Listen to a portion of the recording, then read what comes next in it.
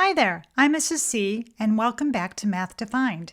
Today I'm going to show you why this graph is wrong and how you can prevent yourself from making the same mistake.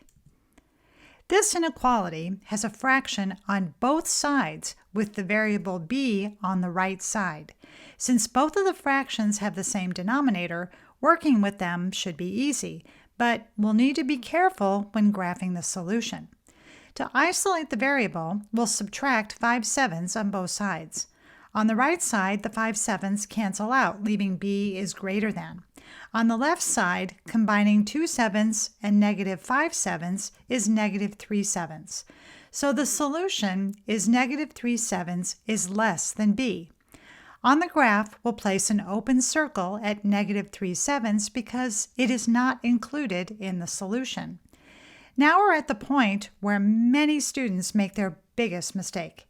Because the variable b is on the right side, they draw the arrow pointing to the left because they see negative 3/7 is less than b. Let's see what happens when we check this mistaken graph.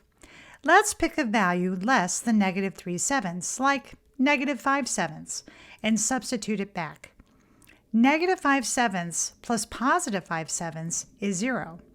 Is 2/7 less than 0? No. Values less than negative 3/7 will not make this inequality true. Instead, let's rewrite the inequality with the variable on the left side. Did you notice that not only did we switch the variable b to the left side, but we reversed the inequality sign as well? Both of these inequalities say the same thing. b is greater than negative 3/7. But now it's clear to see that we need to draw an arrow pointing to the right, shading all values greater than negative 3/7. It's always a good idea to do a quick check of your solutions, especially when the variables are on the right side instead of the left. If you need more examples with step-by-step directions, check out this video next. Got it? Let me know in the comments if you have any questions. See you next time. Thanks for watching, and I hope this video helped you out. And until next time, keep math awesome.